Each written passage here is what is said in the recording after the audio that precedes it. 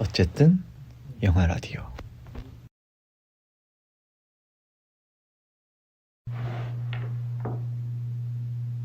어쨌든 영화 라디오 다시 돌아왔습니다. 저는 주절남, 저는 자잘남입니다.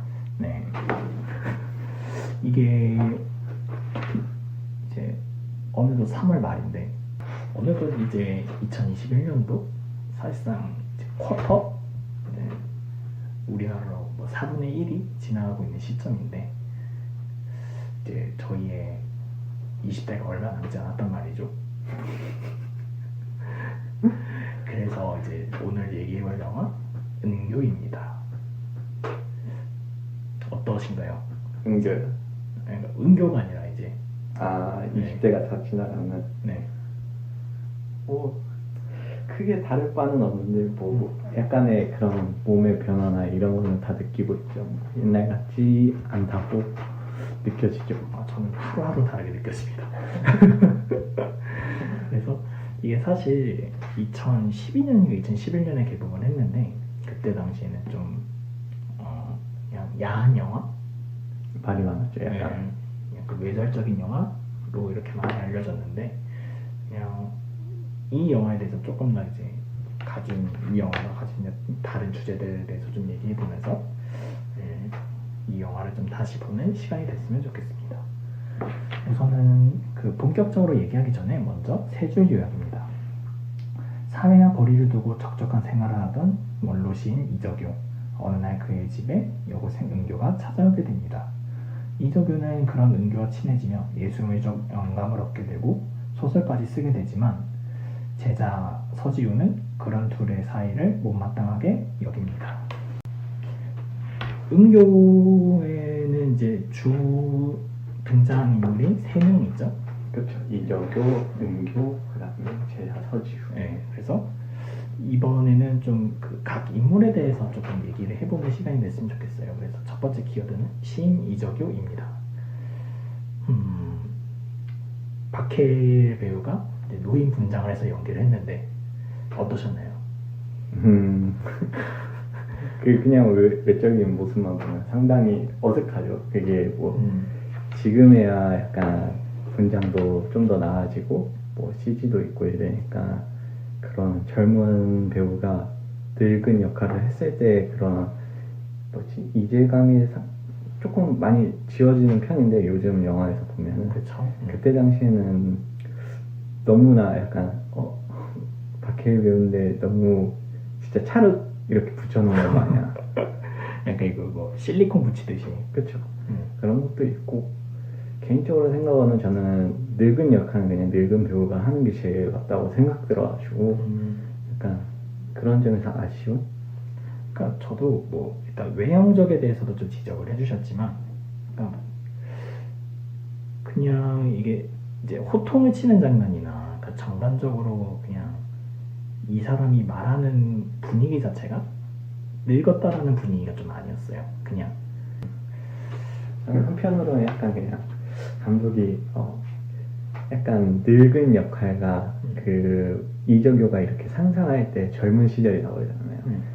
그거를 담당할 이제 배우가 이제 동일 인물이었으면 좋겠는데 동일 인물이었으면 좋겠다는 마인드도 있었던 것 같고 네. 뭐 한편으로는 그냥 뭐 약간 돈이 없었나 배우 2명을 이렇게 할 만한 여유가 없었나라는 싶은 생각도 들었어요.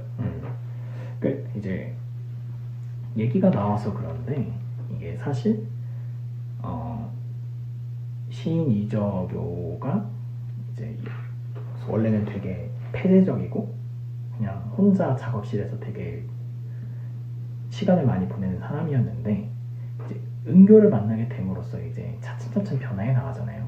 그리고 어떻게 보면 이제 그런 은교의 영감을 받아서 소설까지 쓰고 약간 집착 아닌 집착을 하게 되는 모습을 보이게 되는데 사실 이런 이적효의 행동에선 조금 해석이라고 해야 되나? 그러니까 생각하는 바가 다 다를 것 같아요.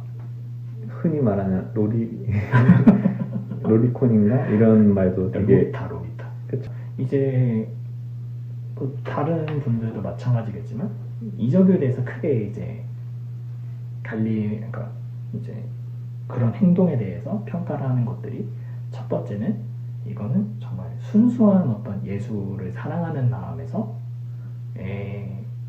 그 은교를 집착하게 되는 모습이다. 그러니까 뮤즈로서 좀 소유욕이 있는 모습이다. 혹은 그러니까 이적유는 이제 은교를 어떤 뭐 이성적이 됐든 어떤 사물적 대상으로 본 게 아니라 그냥 자신의 젊은 시절을 그리워해서 그냥 거기에 대한 어떤 오브제를 만든 거다. 은교라는 뭐 그런 의견도 있고, 그냥 세 번째는 그냥 더럽고 추잡한 욕망이다. 얘기해 주신 대로 이렇게 세 가지가 크게 갈리는데 어떤 게 좀 제일 가깝다고 생각을 하시나요? 차장하는 씨는? 저는 개인적으로는 두 번째가 제일 가깝다고 생각해요. 그냥 자기의 젊은 시절을 약간 되돌아보면서 다시 돌아가고 싶은 마음에 그런 와중에 이제 그러니까 그 전까지 약간 되게 뭐랄까 힘이 없잖아요. 에너지가 없는 생기 없이 활발함을 잊은 채 살아가는 그런 늙은 이적교의 모습이었는데, 윤교라는 이제 친구가 캐릭터가 나타나면서 자기의 젊은 시절 약간 뭔가 마음이 가면서 계속 젊은 시절을 이렇게 생각하게 되죠. 왜냐면은 내가 젊었더라면은 같이 있을 수 있지 않을까, 옆에서 같이 약간 이렇게 할아버지와 이런 존재가 아니라 어떻게 보면 뭐 이 부분 때문에 그랬던 것 같아요. 이게 사랑이냐 아니냐에 따라서 그런 건데, 저는 그냥 뭐 약간 그런 젊음을 갈망하면서 느끼는 사랑이라고 생각해요. 약간 조금 그런 호감? 그렇기 때문에 그런 마음이 강하다 보니까 어떻게 보면 예술적 그런 소재가 되지 않나. 그래서 뮤즈가 되지 않나.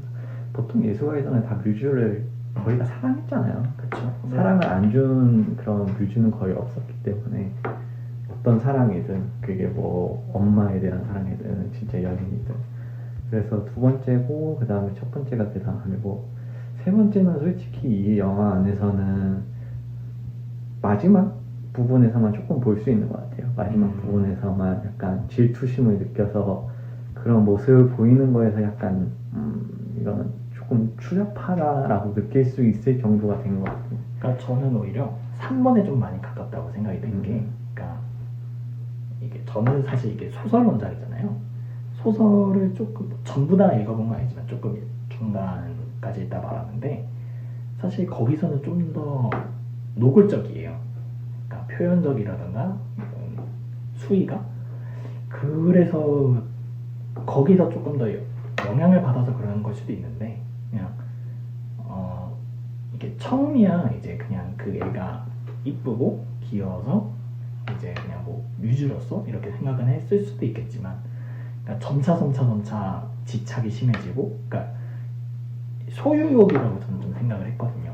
그러니까 은교를 가지고 싶어하는 마음이라고 저는 생각을 해서, 이게 저는 결론적으로는 이제 좀 이적유가 가진 좀 약간 추잡한 욕망이 이게 그걸 이렇게 비극으로 이끌어내지 않았나. 영화의 결말을 어느 정도 이끌어. 그렇죠. 그래서 좀 이적유에 대해서는 이제 많은 분들도 좀 의견이 갈릴 거라고 생각은 되는데요. 이제 그 다음 인물은 제자 서지우입니다. 제자 서지우가 이제 김무열 배우가 연기를 했는데, 그 김무열 배우 사실 되게 멋있잖아요. 피지컬 훌륭하고 얼굴도 잘생겼고. 그렇죠. 근데 여기서는 너무 찌질하게 잘 나왔어요. 그래가지고 저는 약간 피지컬이나 비주얼적인 부분을 가릴 만큼 그렇게 크게 드러나지 않은 만큼 진짜 찌질하게. 딱 봐도 근데 그 컨셉이 되게 재밌었던 것 같아요. 잘 잡았던 것 같아요. 그 공대에서 이제 공대생이었던 학생이 이제 그런 문학계로 들어오는 그런 캐릭터 설정이었는데, 그러다 보니까 약간 보면은 안경 이렇게 딱 항상 쓰고 있고, 약간 공대생 안경, 그런 공대생 안경 있다가 심지어 체크난방도 되게 많이 입고 그렇잖아요. 그 공대생의 유니폼이라고 하는 체크난방 이렇게 하면서 약간 뭐 그렇다 보니까 약간 그런 컨셉이랑 잘 어울리게 연기도 잘 하셨고, 뭐 꾸미는 것도 뭐 메이크업이나 이런 것도 다 그쪽에 맞춰서 하는 것 같아가지고 되게 전반적으로 다 어울렸던 것 같아요. 뭐 그냥 저는 그냥 개인적으로 느꼈을 때 이 영화에서 제일 복잡한 인물이라고 생각을 해요. 그러니까 되게 여러 가지 욕망이 한꺼번에 있는. 그러니까 아까 얘기해 준 대로 공대생 출신의 문학가다 보니까 기본적으로 좀 재능이 없죠. 그쵸. 재능이 없어서 이제 본인의 어떤 작품을 쓰지 못해서 그 본인 스승 이적유의 도움을 많이 받는 상황이고, 동시에 이제 그런 이적유를 존경하기도 하지만 또 어떤 재능, 그러니까 본인이 가지지 못한 재능을 좀 많이 질투하기도 하고, 그쵸. 열등감을 느끼기도 하고, 또 동시에 이제 은교한테도 그런 질투심과 좀 이런 되게 복잡한 감정을 가지고 있는, 그러니까 되게 이 사람은 어떤 사람이냐라고 정의 내리기가 되게 어려운 캐릭터였던 것 같아요. 제 개인적으로는. 솔직히 이 영화의 시나리오에 있어서 그냥 제일 트리거가 되는 뭐랄까 모든 기승전결에 꼭 필요한 캐릭터 역할이기도 하죠. 컴플렉스 덩어리다 보니까 시작이 일단 진짜 말씀하신 대로 이적유에 대한 선망, 곤대생인데 이제 문학가로서의 이적유를 모습을 보면서 자기가 이해할 수 없는 그런 거를 말하는데 남들이 다 신송해주고 이런 거에 대한 자기가 이해하지 못하지만은 남들은 이제 칭송해주는 그런 모습에 그거에 반해서 이제 공대생에서 문학가로 넘어온 거잖아요. 근데 문학가로서 넘어와서는 자기도 뭐 같이 있다 보면은 될 줄 알았는데 끝끝내 그 선을 못 넘어가잖아요. 이적유 같이 이렇게 되고 싶다는 그런 거가 있었는데 못 되니까 그로 인해 열등감. 그래서 열등감을 가진 채 있었는데 나타난 은교로 인해서 약간 질투심도 또 나고 이게 내가 이거를 은교라는 등장인물을 내가 내 편으로 내 쪽으로 끌어들이면은 왠지 거기서 있어서는 이길 수 있다는 생각을 갖고, 그러니까 모든 약간 사건의 발단이나 사건의 진행에 있어서 제일 중요한 역할이었던 것 같아요.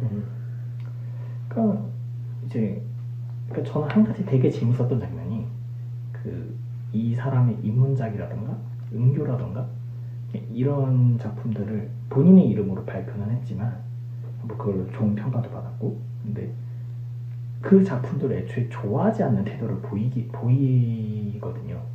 그렇죠. 그냥 더러운 대중소설이다 뭐 이런 말을 할 정도로 본인 스승인 이적유가 쓴 작품에 대해서 이거를 본인은 이거를 더 뛰어넘고 싶어 하는데 그러니까 그러질 못하니까 그렇죠. 그런 스승의 작품마저 부정을 하는 모습이 종종 보였던 것 같고, 기본적으로 그러니까 본인의 가진 결핍을 약간 되게 적극적으로 해결하려는 모습이 좀 많아요. 그렇죠. 그러니까 이게 그 결핍과 그 공허함을 그냥 견디고 이렇게 살아가는 사람이 아니라 스승의 작품을 뺐든 스승의 뮤즈를 뺐고 본인이 명성 같은 걸 얻어가면서 이제 계속해서 본인의 부족한 점을 가리고 다른 것들로 채우려고 하는 사람이었던 것 같아요. 그래서 좀 진짜 어떻게 보면 제일 안타깝고 어떻게 보면 여기서의 제일 빌런이고 그렇습니다.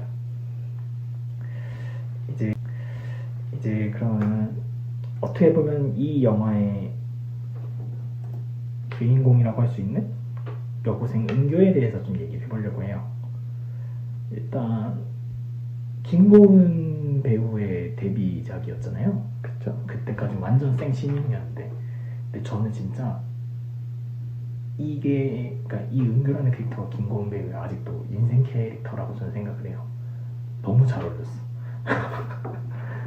확실히 김고은 배우님의 이런 특유의 분위기가 있고 그 분위기가 솔직히 은교라는 영화 이제 할 때부터 이제 되게 많이 녹아난 것 같아요. 이 영화에서 나왔을 때도. 그리고 그런 아마 그런 배경 자체가 약간 그런 분위기가 나타나고 할 수 있던 게 이 영화의 배경에도 한 몫을 한 게 아닌가.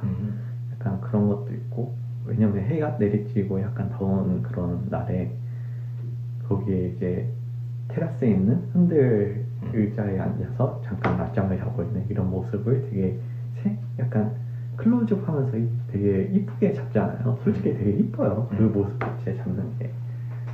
이조교가 이 은교라는 배우 이제 학생을 처음 봤을 때부터 약간 뭔가 센세이셔널하고 약간 이전에 없던 나라에 이렇게 생명력을 불어넣어 주는 것 같은 그런 느낌을 주기 위해서 뭐 햇살도 되게 내리쬐고 그 주변도 약간 푸르르고 약간 BGM도 깔릴 것 같아요. 샤라라게 이러면서 그냥 솔직히 유튜브로 만났으면은 띵 샤라라 이러면서 그치, 별빛이 내린다 막 그죠. 나오면서. 그러니까 사실 영화가 전반적으로 톤앤매너가 약간 어둡거든요. 되게 좀 무채색도 많이 쓰이고. 근데 은교는 약간 정반대 색과 정반대 이미지들을 가지고 있어서 그게 더 이제 극화돼서 나타나는 것 같아요. 영화 안에서도. 이제 좀 캐릭터에 대해서 좀 더 얘기를 해볼 건데, 그러니까 마찬가지로, 그러니까 앞에 이적유와 서지와 마찬가지로 은교 역시 약간의 결핍이 있는 캐릭터였던 것 같아요. 그러니까 이제 어머니한테 약간 사랑을 갈구하는 듯한 모습도 있지만 동시에 어떤 어머니한테 사랑을 많이 느끼지 못하는 그런 것들이 이제 어떤 이적유한테 찾아가서 이제 그런 것들을 이제 받고 싶어하고 이제 채우고 싶어하는 그런 심리가 컸던 것 같아요. 여기서 나오는 은교는. 왜 아무 말이 없으시죠? 약간 생각을 하고 있었어요. 그렇죠. 결핍이 되게 많이 보여지죠. 결핍이 약간 이적윤의 집에 찾아온 것부터 약간 그거잖아요. 뭐지? 집에서 약간 도피를 해서 쉴만한 데를 찾아오다 보니까 이적윤의 집이었고 여기가 있다 보니까 되게 좋은 느낌이 들고 이적유도 자신한테 되게 살갑게 대해주니까 맨 처음에는 뭐 대놓고 살갑게는 아니었죠. 근데 다 이렇게 허락을 해주잖아요. 하나하나씩. 그런 이적유한테 약간 그런 뭐랄까 감성적인 충족? 만족을 느끼니까 계속 찾아오게 되는 거고 아르바이트도 하고 싶다고 하면서 하는 게 되는 거고 그리고 약간 서지우랑은 그런 것 같아요. 좀 더 마음적으로 마음을 진짜 외적으로 표현할 수 있는 그런 대상이 된 게 아마 서지우지 않을까. 왜냐하면 솔직히 말하자면 진짜 한계가 있잖아요. 이조교라는 그 사람과의 그 한계는 다 있으니까. 그러니까 이게 이제 서지와 은교가 이제 영화 마지막은 아니지. 뒷부분에서 이제 관계를 맺는 장면이 나오는데, 그러니까 확실히 짚고 넘어가야 될 부분은, 그러니까 서지우가 은교를 썼다라고 이렇게 알려져 있었잖아요. 그렇죠. 네, 사실 그리고 은교 본인도 그렇게 알고 있었고, 근데 영화 마지막에 은교가 그런 얘기를 해요. 그런 대사를 해요. 나도 은교가 이렇게 이쁜 줄 몰랐어요. 그러니까 이제 본인을 이렇게 이뻐해주고 사랑스럽게 봐주는 시선에 대해서 그러니까 은교는 되게 호감이 컸던 부분이 있었던 거고, 근데 그게 이제 대상이 서지우로 알고 있었을 때는 그래서 이제 좀 서지우를 뭐 사랑은 모르겠지만 어쨌든 호감을 가지고 그런 관계를 맺었던 장면이 있었던 거고, 근데 이제 나중에 이제 이게 알고 보니 서지우가 쓴 게 아니고 이제 이적유가 썼다라는 걸 알게 돼서는 또 다시 이적유를 좀 찾아가게 되죠. 그럴 때는 이미 이적유의 마음의 문은 좀 닫혀있던 상황이었고, 그래서 그냥 어떻게 보면 평범할 수도 있는 여고생 캐릭터인 것 같아요. 그냥 항상 이쁨 받고 싶어하고 그냥 남들에게 좀 사랑받고 싶어하는 그런 평범한 여고생일 수도 있었다라는 생각은 들어요. 평범한 약간 그냥 되게 보편적으로 바라보자면 되게 그냥 보통의 인간적인 면모죠. 그쵸. 누구나 인간은 누구나 자기가 사랑을 어느 정도 받기 원하고 자기를 이렇게 알아봐주는 사람한테 다 호감을 느끼기 마련이잖아요. 그러다 보니까 그런 면모를 보여주기도 하는데 은교라는 캐릭터는 약간 진짜 계속 앞서 말했듯이 결핍이라는 게 보이는 게 이제 그런 그 은교의 배경, 그 주변 배경이 그거를 설명해주고 있잖아요. 그러다 보니까 이게 좀 더 어떻게 보면 극단적인, 약간 충동적이라고 네, 보여질 정도, 충동적인. 약간 그런 이제 그런 어떤 사람으로부터 인풋이 들어오면 거기에 대해서 바로 즉각적으로 이렇게 탁 튀어나가는. 그러니까 약간 그게 없는 거지. 그러니까 거부하지 않는 거지. 근데 그게 또 이제 그것도 약간 그 캐릭터 설정에 있어서 보여지는 것 같아요. 중고딩이잖아요. 중고딩이잖아요. 약간 청소년기. 그때 당시에는 솔직히 말하자면 누가 약간 너 잘생겼어, 너 멋있어, 아니면 너 이뻐 막 이렇게 하면 괜히 막 설레잖아요. 그러니까 자기에 대한 그런 게 제대로 막 정립되지 않았는데 이제 누군가에 이렇게 계속 칭찬을 받고 누군가가 인정을 해주다 보면은 그거에 이제 심취되고 도취되기 마련이기 때문에 그런 모습을 약간 좀 더 보여주기 위해서 이런 캐릭터 주변 배경, 그 다음에 그런 나이 설정 이런 걸 만들었지 않았나 싶어요. 그러니까 사실 영화 초반 이게 나이가 고2였나 고3이었나 기억은 안 나는데 어쨌든 고등학생 모습에서 영화 인드는 대학생으로 마무리가 되잖아요. 그러니까 그걸 통해서도 이제 은교도 어느 정도 성장하는 모습을 보이고, 또 한 가지 재밌었던 거는 영화 마지막에 등장해서 이제 이적을 찾아갔을 때는 이게 물론 계절적으로 겨울이었던 점도 있겠지만 그때 처음 봤었을 때 그 밝고 되게 깨끗한 이미지의 은교가 아니라 되게 이조교의 컴컴한 집과 어두운 방과 좀 어울리게 되게 어두운 느낌이 나고 약간 칙칙한 느낌의 그걸로 보이더라고요. 그래서 저런 것도 그러니까 이제 어떻게 보면 이적의 입장에서 그냥 이제 내가 정말로 이뻐하고 좋아했던 아이였지만 이제는 그냥 자신의 어떤 배경 중에 하나가 돼버린 은교를 어떤 보여주는 장면이지 않았나. 그러니까 이제 그냥 딱 거리를 두고 멀리 해야 되는 그냥 배경 같은 그런 게 되지 않았나라는 생각이 좀 들더라고요, 저는. 약간 그런 모습에서 그냥 그 마지막 장면에 보여주면서 그냥 딱 말해준 것 같아요. 이제 모든 것이 끝났다, 모든 관계가 다 단절되어 버렸다. 하나의 사건으로 인해서 그냥 틀어진 게 이제 다시 맞추기가 되게 힘들다는 거를 그냥 딱 보여준 것 같아요. 이 사진의 은교는 이제 더 이상 없어진 거죠. 그렇죠. 이적의 입장에서도. 이적의 입장에서는 그 전에 그 눈에 환하게 비춰지던 그런 모습의 은교는 이제 사라졌고, 그 마지막 멘트가 뭐였지? 잘가 은교였나? 어쨌든 이적에도 은교를 좀 떠나고 가게 되죠. 그렇죠. 자기도 붙잡을 수 없다는 걸 알게 되니까 자기의 과거가 있으니까. 그렇죠. 이렇게 이제 마지막 키워드는 이제 늙음에 관하여라는 키워드인데요. 사실 그 이제 유명한 대사도 있죠. 유명한 대사요. 네. 나의 늙음이 아니, 젊음이 뭔지. 그대들의 젊음이 상이 아니듯이 네. 나의 늙음이 벌이 아니다. 그렇죠. 그 대사죠.